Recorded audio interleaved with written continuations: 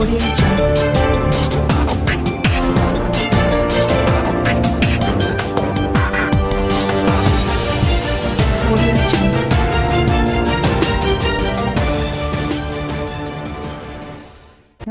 आप देख रहे हैं न्यूज़ 24 फर्स्ट एक्सप्रेस और मैं हूं आपके साथ सीमा।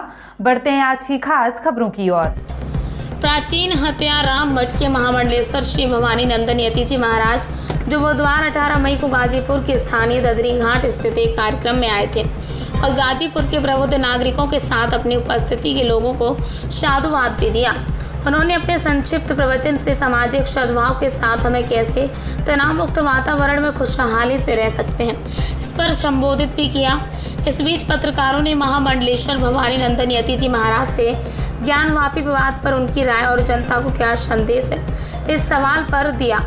महामंडलेश्वर भवानी नंदन यति ने कहा कि ज्ञानवापी मुद्दा से पहले भारत में राम मंदिर मुद्दा छाया रहा और आज राम मंदिर बन गया।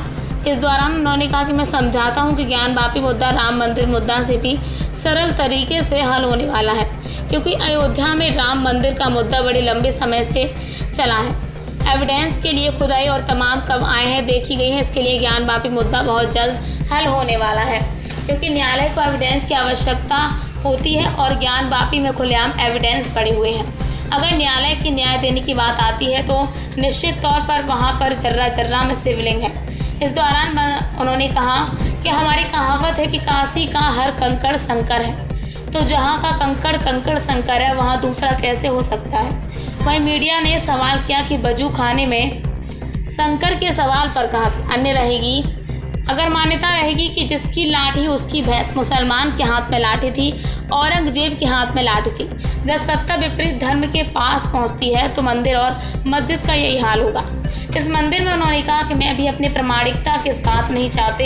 हमें आज मौका मिला है अपने उन दफन हुए मूर्तियों को निकालने का, हम अपने उन हजारों साल के ज्योतिर्लिंग के स्थानों को खोजने का। इस दौरान महामंडलेश्वर भवानी नंदन यति ने समुदाय के दोनों कहा कि दुनिया को देखने के लिए परमात्मा ने दो आँखें और एक अंतर मन की आँखें दी हैं।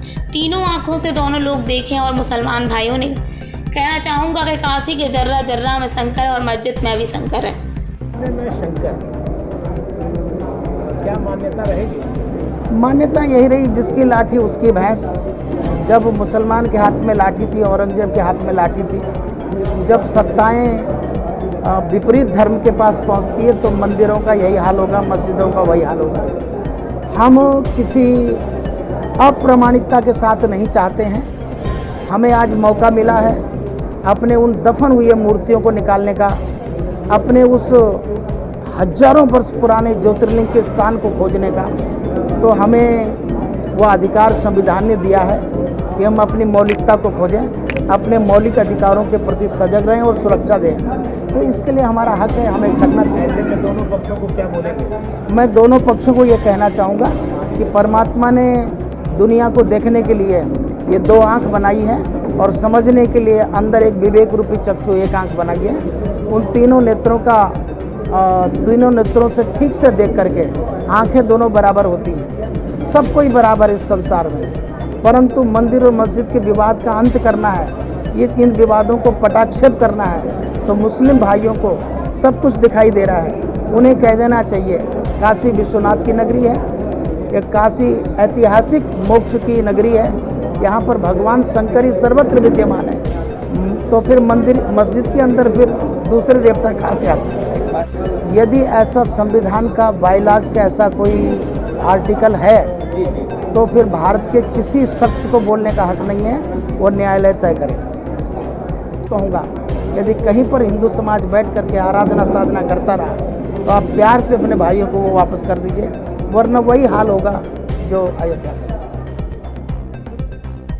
काशी विश्वनाथ में जो दिखा ज्ञानवापी वो क्या चीज़ थी? फव्वारा है या शिवलिंग?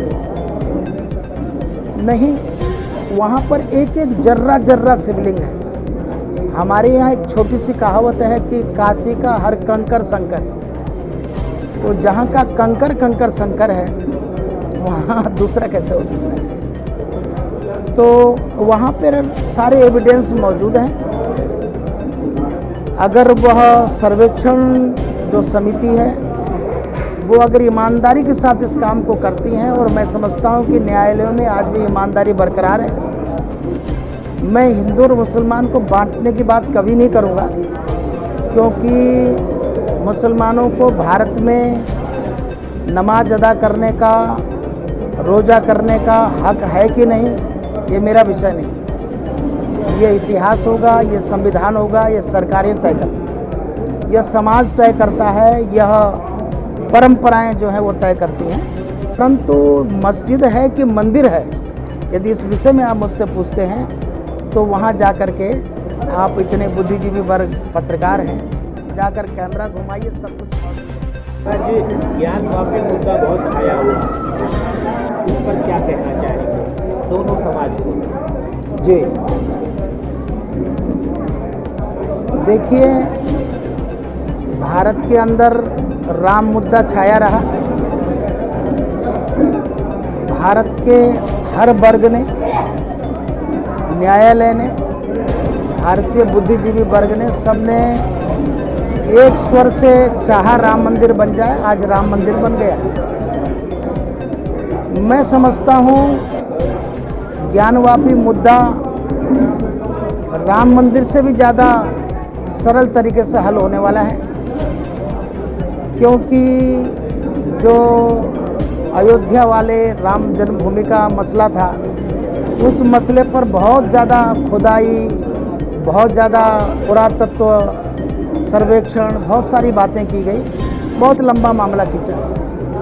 पर ज्ञानवापी परिक्षेत्र का जो मसला है वो बहुत जल्दी हल होने वाला है, क्योंकि न्यायालय जो मामला चला जाता है उसको एविडेंस की आवश्यकता होगी, और वहाँ पर खुलेआम एविडेंस पड़ेगी।